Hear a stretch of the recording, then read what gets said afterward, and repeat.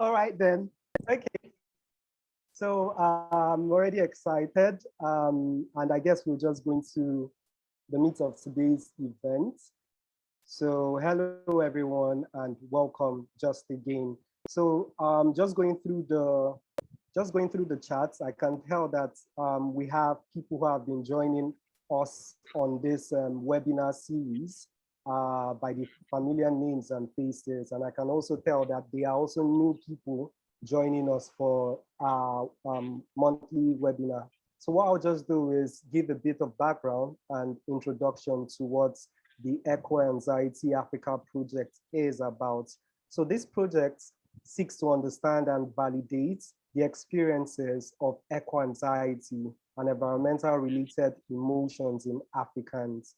So eco-anxiety can be described as a range of emotions people feel in relation to direct or indirect impacts of climate crisis and ecological breakdown. So these emotions, they range from sadness, anxiety, grief, numbness, powerlessness, depression, you name it. And as Africans, we have always experienced eco-anxiety and a sense of loss at the erosion of our lives and livelihoods by climate crisis. So these emotions, even though they are not strong, just like mental health and mental illness, which are not really spoken about, they are actually there. So the prevalence of eco-anxiety, we notice that it's mostly on young people and those on the front lines, talking about vulnerable communities who don't even know what climate change is about. Some of them see it as the hand of God or just something that would come and would go. So the Eco Anxiety Africa project intends to explore these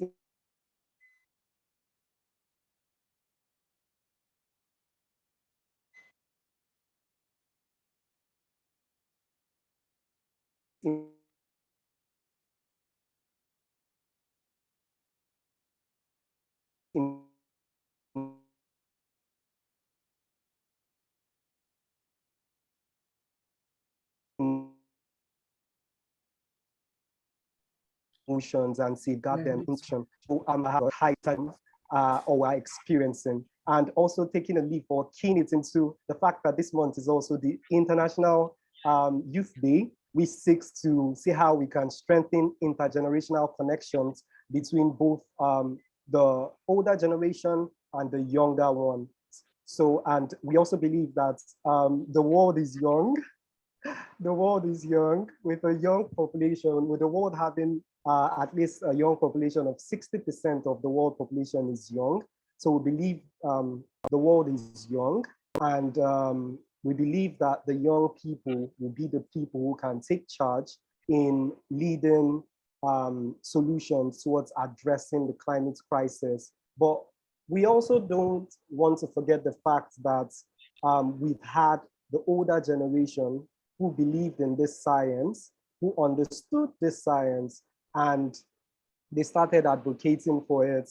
I had shared on my Instagram page that the facilitators and speakers we'll be having today start advocating for climate change, environmental conservation, before I even knew what the A in activism was.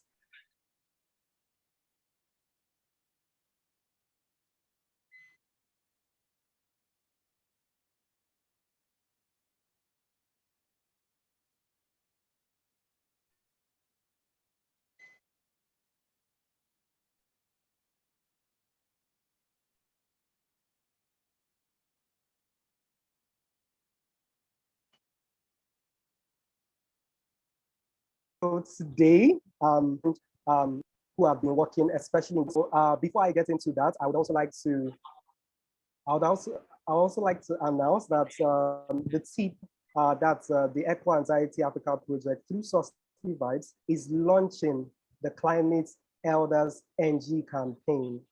So this campaign is actually aimed at harnessing the power of intergenerational wisdom through dialogue, interviews, and features. So the climate elders are older citizens in Nigeria who are actively working to combat climate change in their community, either as environmentalists, climate activists, or adapters. So this campaign also has a project component with it, which is the Local Voices Network, which the Eco Anxiety Africa project is working with the Stanford University on setting up intergenerational dialogues with both the young and old in Nigeria, so that we can learn about the climate emotions we have and see how we can put in safeguarding techniques to address or help build resilience towards these emotions. So more information will be shared at the end of the event. So again, welcome to everyone. The next thing we're going to do is I would give a brief introduction about our speakers for today. So, okay, so please just a moment.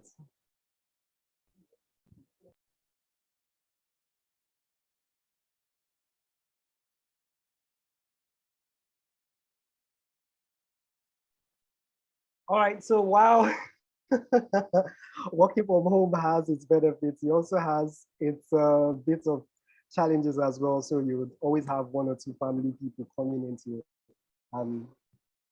ask for something or a thing. But yeah, we're back. So quickly, we're going to read through I'm going to introduce our speakers for today. So I'll just like to ask Shay to put up the banners. All right, thank you. All right, so today we have joining us climate elder Priscilla Achakpa.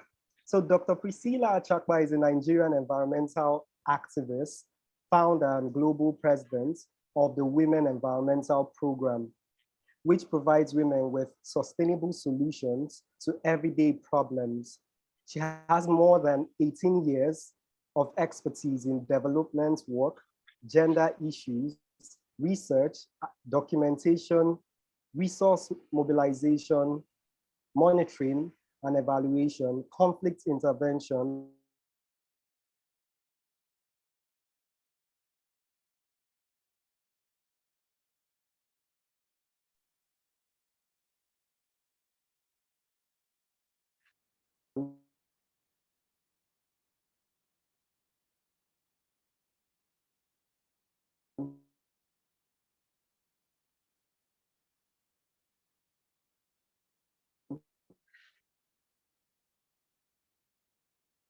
peace building, negotiations,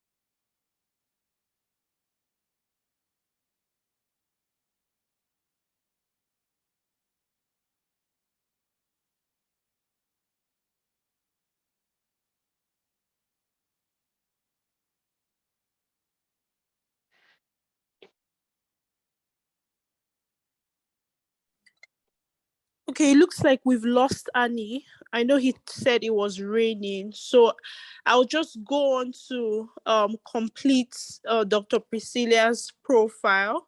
And when Annie continues, he would take over when he comes back. So Dr. Priscilla is Nigeria's National Coordinator for the Water Supply and Sanitation Collaborative Council. She's also the chair of the Abagu Foundation for Youth Empowerment. I wanted to put that out so that we see that she has a very diverse, experience. You're very welcome, Ma. We're calling her climate elder for this event today. So we'll refer to her as that. And then we have Mr. Desmond Majekodunmi, who I fondly call Daddy. He is a renowned environmental activist. If you're in this space and you don't know who he is, then you need to reassess your knowledge. A multidimensional engineer Jennifer, who has received many awards. you hear me, Jennifer? Sorry, let me Yes, just come in. Hello, if you can hear me, let me just come in quickly because we're losing time now. And the profile is out there. Let them read the profile. Let's get on with it. I just want to tell everybody I'm totally dedicated to preserving nature and ensuring that the youth have an ability to take over and look after our life support system. Let's move on, my dear. They can read the profile. All right, no problem, sir. Thank you very much. Sorry about the internet issues. So we'll go right in. I'm happy to deputize Annie while he sorts out his internet issue. The question today is, we want to talk about intergenerational wisdom. We thought about creating this space for you and climate elder Priscilla to talk about emotions. So we'll start with you, sir. If you could tell us about your journey into climate and environmental protection work, sort of like a brief history. What do we need to know? What are some of those interesting highlights so that we can appreciate the input you bring in today? Thank you. Okay, thank you very much. To be honest, I would have been happier if we started with Priscilla, ladies first, but you've given me that honor and that option, maybe because I am older than her. Yeah, the journey started a long time ago, way, way, way back. I think when I climbed my first cashew tree at the age of about 7 or so, and I was able to actually pluck that wonderful cashew and eat it right there on the branch of the tree. And I just thought, wow, this is great, wonderful, thank you, tree. And I fell in love with that cashew tree because it was supplying me cashew on a very regular basis. And then, of course, the mango tree in the compound was doing the same thing. So I had this affinity towards nature. But, I went into different professions, especially with music production and script writing and production of films and all this sort of thing. But later on, when I was in Kenya for 3 years, I was so impressed with what the Kenyans had done, because 80–90% of their economy was based around agriculture, ecotourism. So they were looking after nature, and nature was looking after them. So after 3 years with CBS International, I came back to Nigeria and said, I'm going to be a farmer. And I started a farm as an extension farmer for the International Tropical Agriculture Organization in Ibadan. And they advised, look, do agroforestry, which meant that when we got this location in Lekki, we didn't cut down all the forest. We just we planted our palm trees within the forest area. And the beauty of that was that we were working in harmony with nature. And slowly I started learning more about nature as I fell deeper and deeper in love with nature and what she does for us. And of course, once that happened, one got more deeply involved and then started connecting with the Conservation Foundation. I'm on their council way, way back. They were telling us nature is important. Anyway, the reality is that it dawned on me many decades ago that, it's our life support system. And yeah, and you got to look after it. You got to take care of it. So ever since then, I've been dedicating my life to doing the tiny little bit that I can do to support our life support system and to behave in harmony with nature and not this terrible disharmony and disunity, which is something I was discussing with Priscilla a little bit earlier on. That, there's so much discord and disharmony amongst ourselves, even amongst the genders, not to mention, the tribes and the religions. I am this, I am that. Believe you me, believe you me, when you look at Earth from far up in space and you see that she's just a tiny grain of sand, a tiny little speck in the cosmos. And then you zoom in on humans and see what we are. We're smaller than little specks. We're earthlings. So all this differentiation that we're having between ourselves, it has to stop, especially the one between the genders. And that's why I've spoken far too much. Let Priscilla, the lady, the queen of environment, let her say her own piece. Thank you very much. Thank you so much, sir. Absolutely. Right. Very spot on. Dr. Priscilla, you have the floor. Please tell us about your journey, our queen of environment. Thank you very much, Desmond. Anytime you speak, I'm always inspired. and I'm also inspired by your background. Okay, for me, I grew up with my grandma in the village. And so, you know, the village setting is all about nature. And so when I was growing up, my mother taught me very much about nature, how to deal with nature, everything about fruits. And you know, Benue State is called the food basket of the nation. So everything that was there was nature. From the fruits to the food, everything was organic. But most importantly, the environment. My grandmother would wake up early morning and said, have you swept this place? Have you kept this? Have you done this? Have you done? She was that orderly. But she does not want to see anything fleety around her environment. So that was the kind of upbringing that I got when I was coming up. And so as I grew up and began to live in the society, I took this as one of the key things that I would do in my life. And particularly when I was living in Kaduna. By the way, I worked in a bank. I worked as civil society. In fact, I started as a teacher in the primary school. And then from there, I went to work in the bank. From the bank, I jumped into the civil society. From the civil society, I jumped into working with the missionary, that is the Catholic Justice and Peace. And from there, I went back to civil society and back to working with the UN and then the government. So you can see that I have diverse interests, but my interest in environment and climate change right from my youth has not changed. And this took me to the fact that while I was in Kaduna, and living in Kaduna, a lot of the industries were discharging their effluents directly into the environment. And this was affecting the environment and all that. So for me, I saw that as an entry point to launch my campaign and of course to take it up. And when I took up, I was so amazed at the support that I got from the grassroots to the top. In fact, the government saw WEP as one of the first NGOs in the northern Nigeria that was dealing with environmental issues. So honestly, I got so much support, especially from the Kaduna Environmental Protection Agency. Then, and of course, we didn't have Federal Ministry of Environment. What we had was Federal Environmental Protection Agency. And so you can imagine that I started as long as 1997. And since then, we have been at the helm of affairs. And every day with the issues that I keep getting inspired by the day.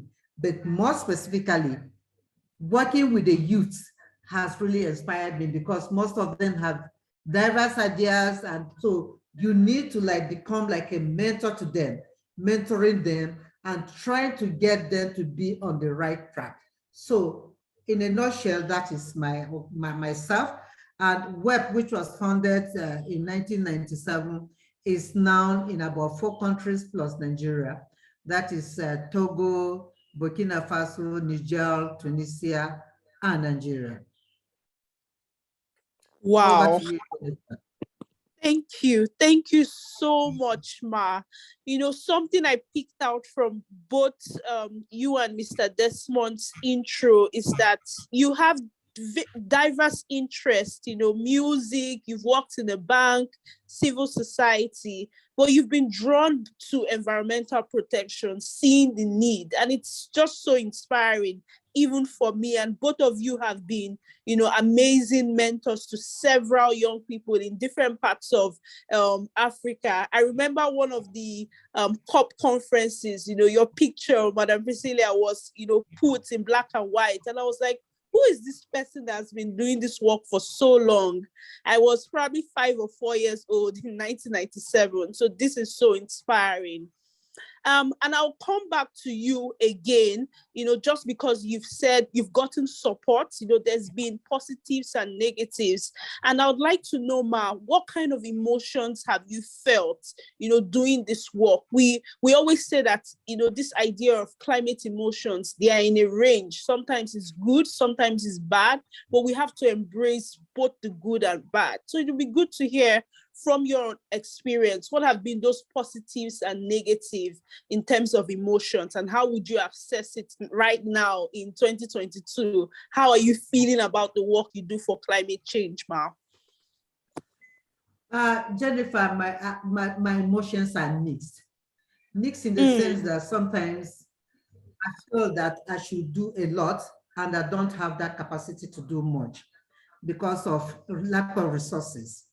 Because there's so much demand on an organization, not only in Nigeria, but the whole of Africa, to do a lot of things. And for me, sometimes I feel very angry that I don't have the resources to meet the demands of these people. Secondly, I feel so sad that as of today, Nigeria is still dependent on fossil fuel. And other corporate interests have put profits before the future of our society.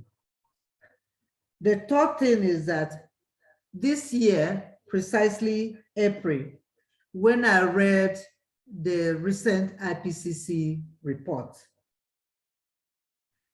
I have become so much afraid that any ambitions or plans to stop climate change and that its effects will be disastrous in the years to come, I begin to wonder, where are our rural communities, especially our women, our farmers, where are they going to be? And what is going to happen to the future of the society, especially our young people? What can we do? Because that report is alarming. And if that report is alarming, it means that each and every one of us need to do something to address it. So those are the kind of things that make me feel really angry. But at the same time, I find it very much encouraging that young people, particularly those in Nigeria and people like you, are starting to fight back against climate change on a scale that has never been witnessed before. I see all of you doing very innovative projects out there and ideas, both on social media and physically on the ground. For me, I feel that this is something that we need to really encourage, and that you people are uniquely positioned to fight against the climate crisis because you are the ones that will bear the brunt. So I feel very much encouraged about what the young people in Nigeria are doing. Most of you, when I see you, I just smile. I said, how I wish I can just embrace all of you and continue to mentor you step by step. You know, as an elder, as I've been called here, you have beautiful ideas, and we also have ideas. Your ideas might be better than us, but we can give you the wisdom on how to move with your ideas. Absolutely. There's also the emotional guilt that in one way or another, I have contributed to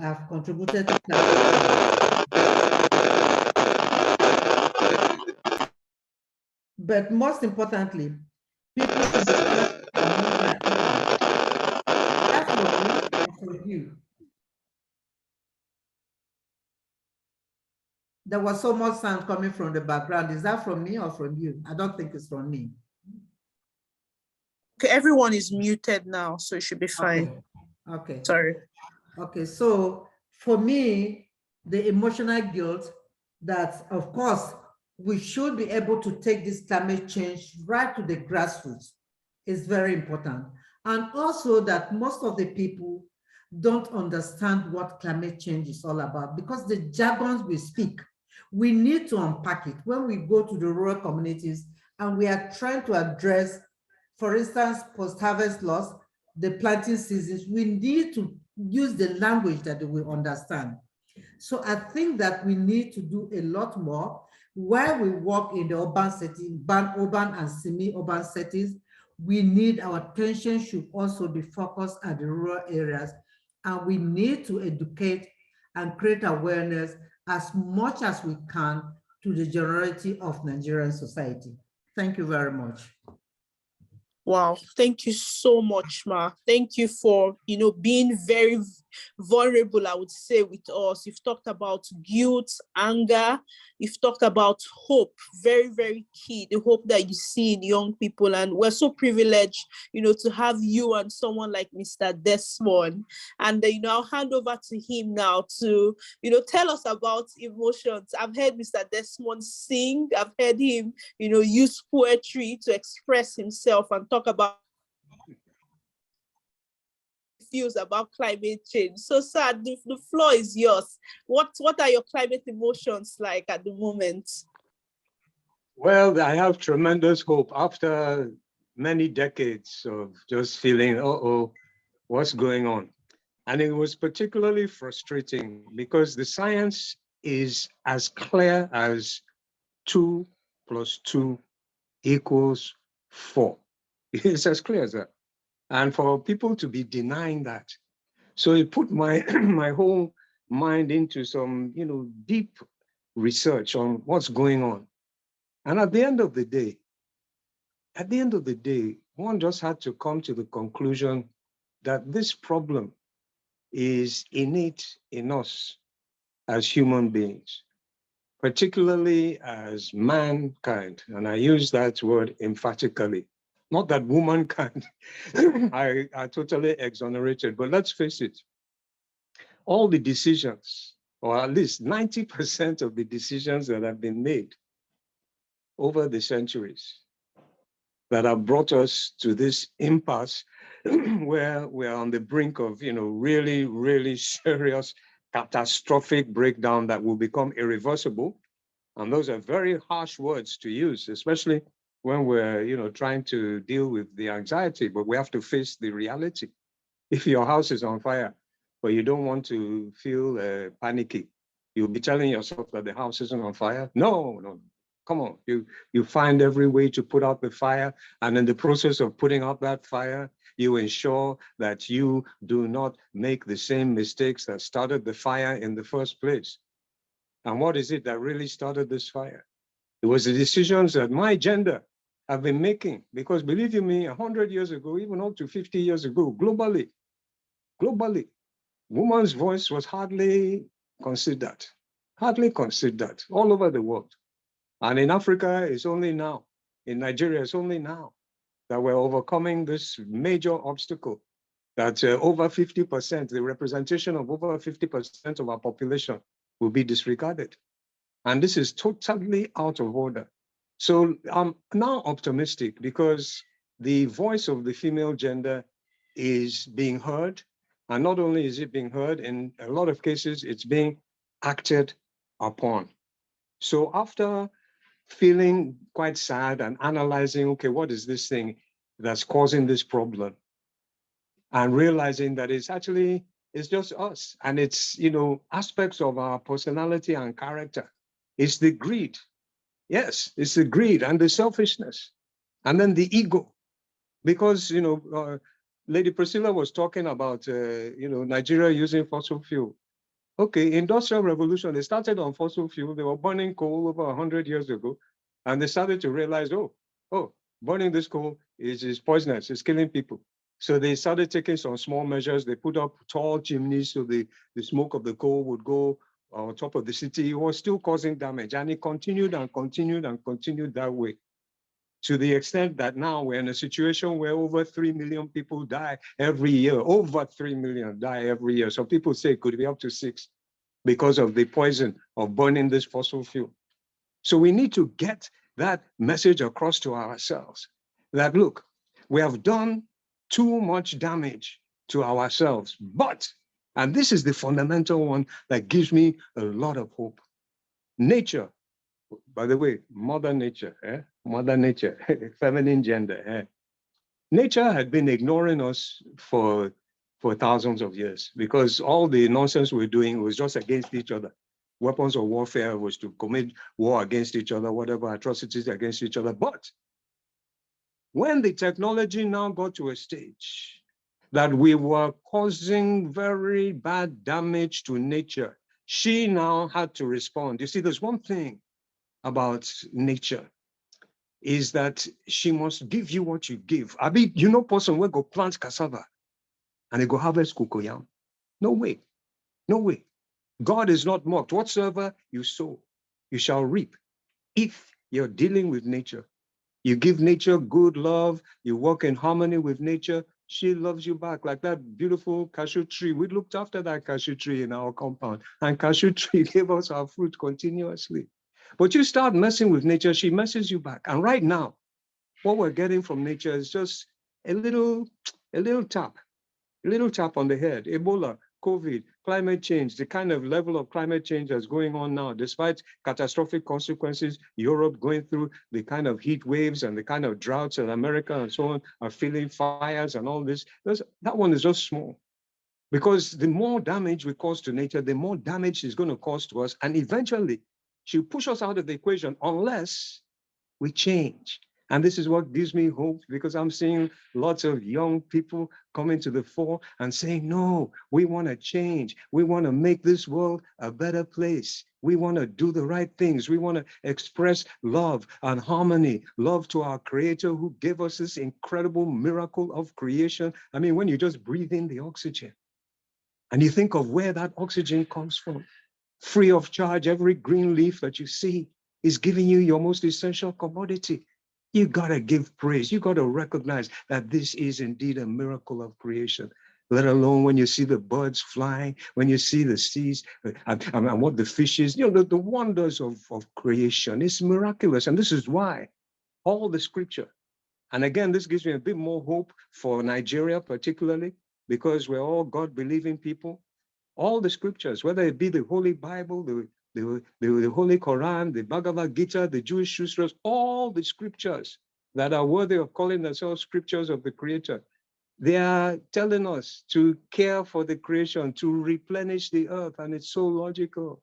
So I am now having tremendous hope, seeing young people who are God-loving and who want to adopt the real principles of their scripture, to love one another, to do the right thing. And believe you me, nature is forcing us to do this. So I just want to say thank you to the female gender for coming to the fore. Thank you, Mother Nature, for forcing us in a direction that we must go. And that direction will definitely ensure that we make our world a better place, that we have far more love and care and compassion for each other, that we do not put profit ahead of people and the planet, that love is the foremost entity that we shall deal with each other with.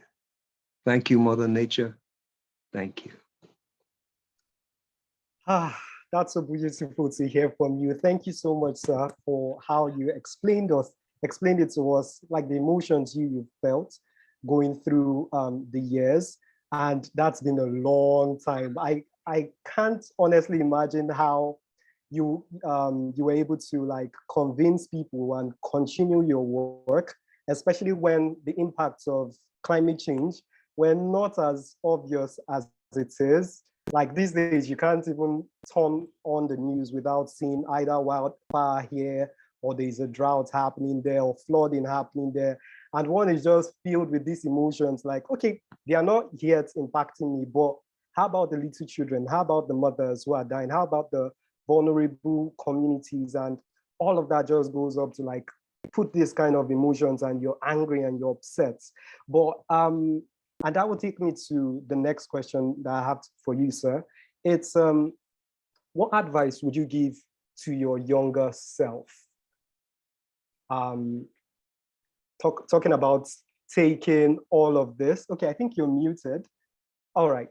Right on track with this. You're right on track. Just come together. You're children of this earth. You're one species. The difference between, as I said a little bit earlier, the difference between ethnicity is very, very tiny. When you look into the metabolism and you do the genetic markups and so on, it's tiny. The difference is we're all one. And we got to come together as one, because we have a common problem. If you're all in a house, let's say you're in a club, and that's part of the challenge, a little bit too much entertainment. So you're in the club and you're dancing, and then the club catches fire. You're not going to now start fighting each other. So, you have to stay behind, because all of you will come together and put out the fire. So my dear people, come together, and the message I have is one love, peace and love. This will solve the problem as we have a renewal of our minds into a far better likeness of the Creator, whose great message was really just summed up in 4 letters: LOVE. Let love prevail. Peace and love.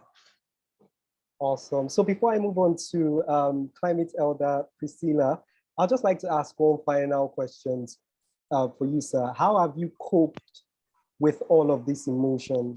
How have you coped with it? How do I cope? Yes. I missed the beginning of the question. Is that what you're asking me? Yes. Oh, it's so easy to cope. There's some basic things that we need to do. In medical science, they say one of the best ways to sort of regain your peace of mind is just do some very, very simple breathing exercises. Really, it works so well. You just focus on your heart, because the heart is the repository of love.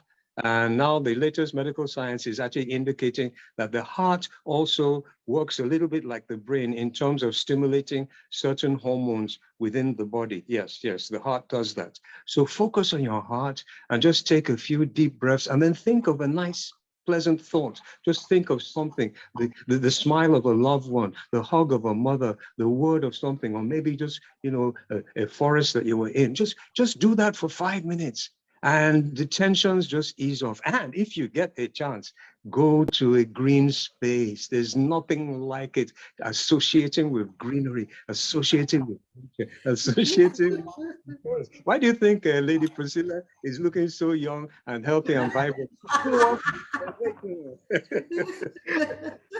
So I was asked, I think this is a good part to add that in 2018, I was in Lagos, and I had the opportunity of visiting the Lufasi Park. And it was there I learned about forest bathing, where you take in the forest environment and you get to like ease into that. And I must say, I think I'll recommend that for everyone who's here. So whoever is visiting Lagos, please check out Lufasi Park, or check out any green area where you can just relax and enjoy yourself. And thank you, sir, for actually thinking about that initiative and seeing that we would need something like that. Like, you just looked into the future and you saw that this would be beneficial to the younger ones. Thank you for putting that initiative up, sir. My pleasure. Thank you. All right, awesome. So I'm going to come to Climate Elder Priscilla. So I'd like to find out, Omar, from you first, what advice would you give to the younger generation? I must also add that I remember the first time I had an encounter with you, it was at an event that was hosted by the Canadian Embassy. And I remember you first you asked about Jennifer, that was 1. 2, you kept on giving me the thumbs up, like, you can do it, you can do it. So when I went there to speak, because I was going to speak at the event, I just knew that, okay, I had someone who is encouraging me, who believes in me. So that goes on to show that you are someone who believes in the young people, the younger generation. So what advice would you give to your younger self? As a mother, first and foremost, I think of how to mentor the young people.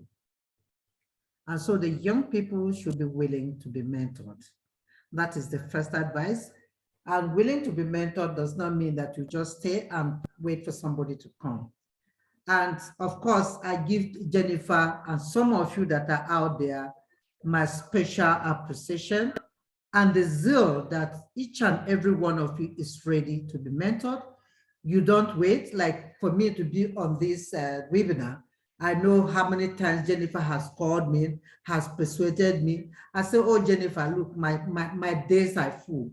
And he said, Ma, you can do it. Ma, please give us your time. Those are the kind of things that I want to see young people do. Because when you approach an elder and the elder says, look, I don't have much time, that does not mean that you should just go back and sit down. You must be persistent. You must be innovative. You must be creative. You must have some kind of creativity to be able to continue. But above all, you must engage the elders, the government, and all stakeholders. But when you are engaging them, make sure that you have evidence-based issues that you want to discuss with them. Because one of the things I discover is that most of the young people, when they come and they want to engage with some of us, we need to see evidence of what you are talking about, even though it might be there. There are some people that are not versed in this area, especially in the field of climate change. A lot of people are not versed into it, and because the term climate change itself is abstract. So when you are coming to discuss with people about climate change and about how you want them to buy into it, come with evidence-based, try to explain to them in the language that they will be able to understand. And of course, don't wait until you are being called upon to do certain things. Desmond has put it so well. And of course, Pope Francis talked about living with the nature and Mother Earth. How can we deal with our Mother Earth as mothers? You know, we are there for you. I am there for all the youths that can reach out to me. For any time, and even in the night you call me, if my phone is closed, I'm ready to respond to you. But be ready to be mentored and seek mentoring. Desmond is there, who is ready to mentor some of you and also give you advice. What can you do? It is very important.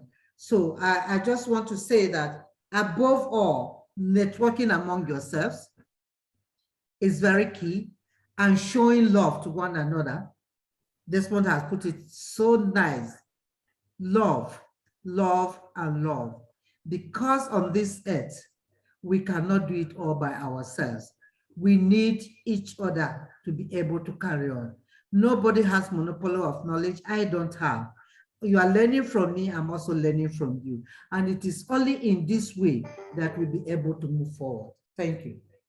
All right, thank you so much, ma'am. Thank you so much, ma'am. Saying network, have a strategy, especially know what you're going to discuss. Those are some of the points I also pick, and especially not waiting to be mentored, but actually going out to look for such mentorship. And I think that's what SustyVibes offers us in terms of we've been able to get a pool of young people who we've been able to train, bring their voices together, and advocate for a sustainable world and a sustainable planet. So this will take me to the last question we have for today. We're running out of time.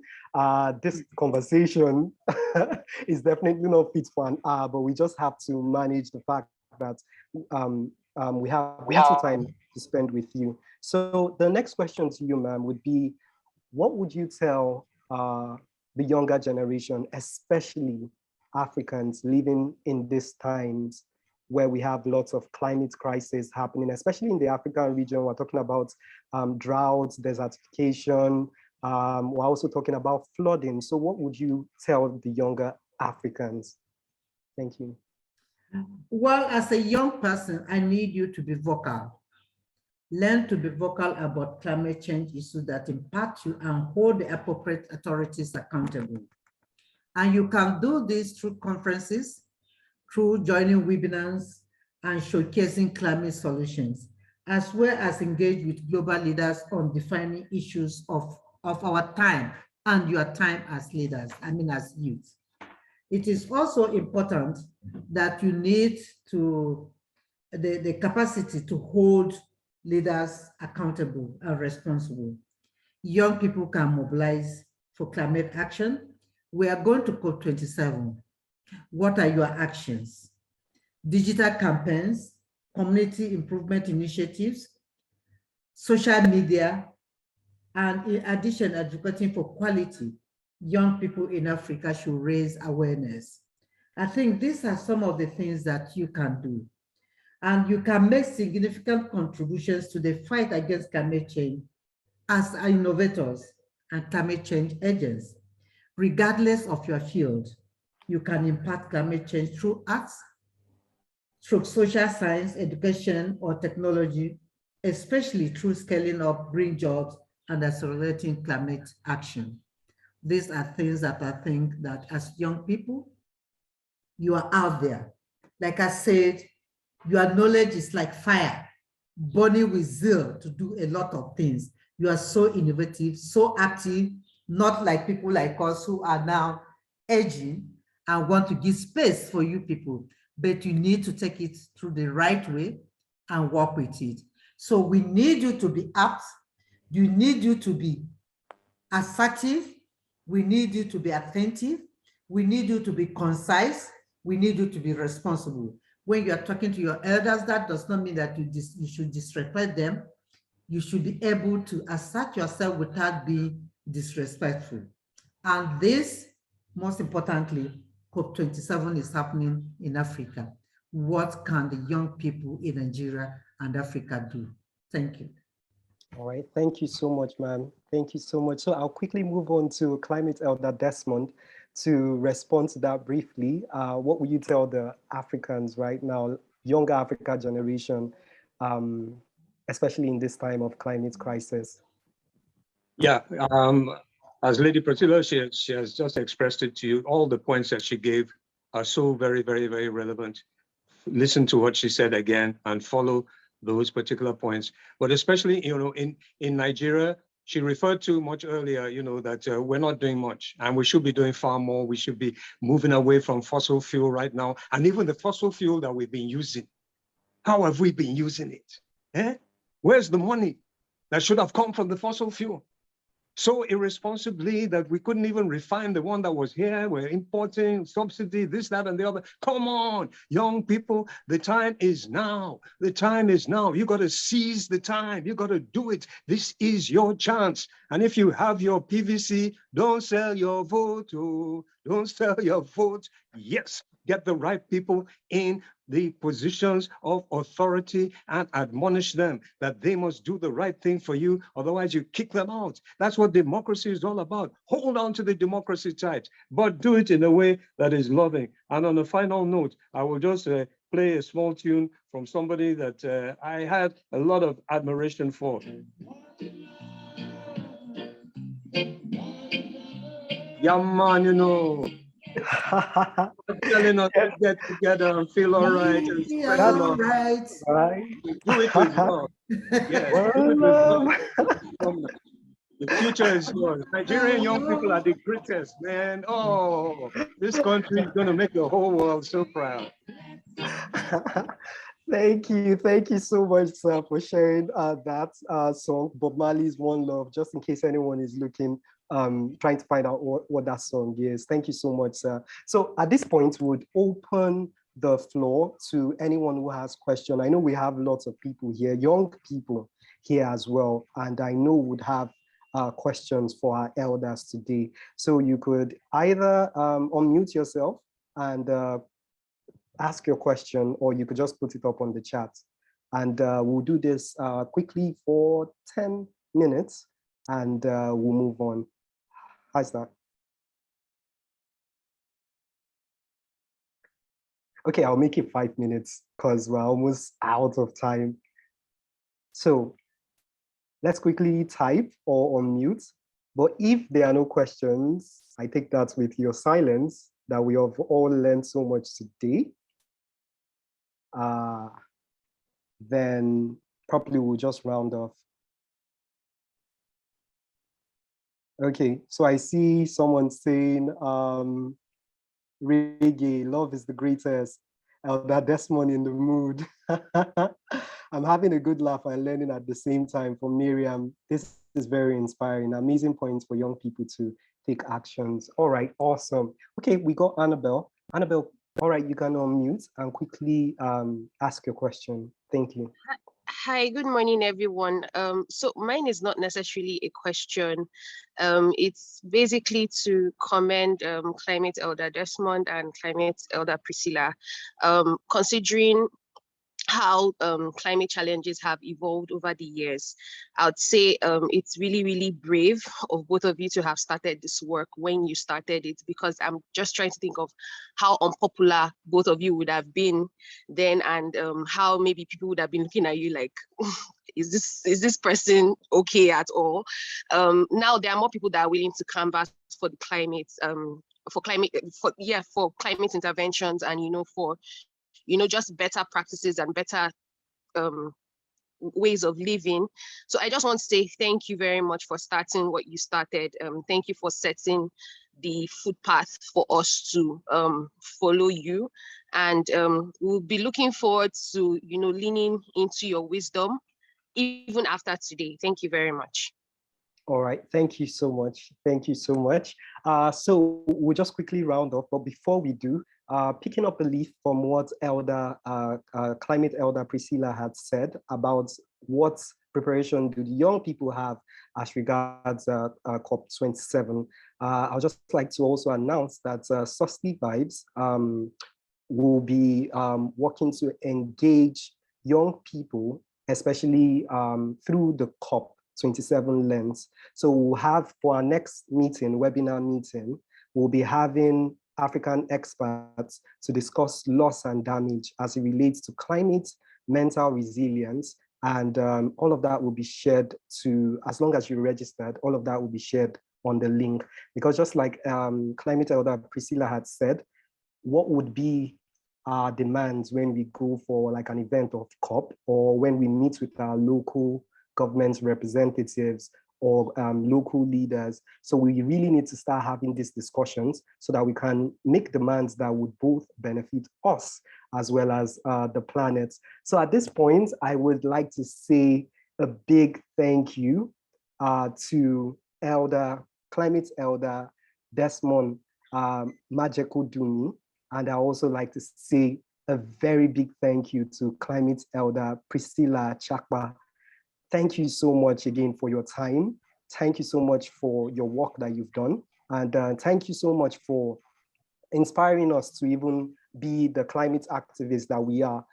Looking at you, the older generation, gives us hope, yes, that there are changes that can be made. And no matter how small, listening to your story of how Elder Priscilla started in Kaduna from working with the Kaduna state government to stop the pollution that was happening in the city, to even Climate Elder Desmond talking about how the cashew tree that was in his house always produced fruits as long as they took care of it. So thank you so much, sir. And thank you so much, ma'am, for your time. We truly appreciate having you. Pleasure, thank you. God bless you and Susty and all the rest of you. Young people, you've given us hope. There is definite good hope for the future. Keep it up. Awesome. Thank you very much. I'm really inspired by the young people. And as we prepare towards COP27, please note that we will all meet there, and I want to see the young people taking concrete actions before getting to COP and at COP, and make sure that not just Nigerian young people's voices are heard, but the whole of Africa. So in this regard, I would expect that you network as much as possible with the young people in Africa and around the world, but also amplifying the voices and the issues of Africans for Africans by Africans. Thank you. All right, awesome. So I guess this is the part where we'll attempt to do something, guys. So I would just like everyone to unmute, and we all go ahead to say a big thank you. We give a power thank you to our elders for today. So how about that? So yeah, so we just get prepared, just unmute, unmute, unmute, unmute, and on the count of 3, then we all say thank you. So have you unmuted? Is everyone unmuted? Awesome. Okay. Thank you. All right, so 1, 2. Thank you. Thank you. Thank you. Thank you. Oh, we don't. All right, then. Thank you again, and thank you again for joining us for this meeting. Do have a wonderful day. Bye. Bye-bye. Thank you. Bye, everybody. Bye.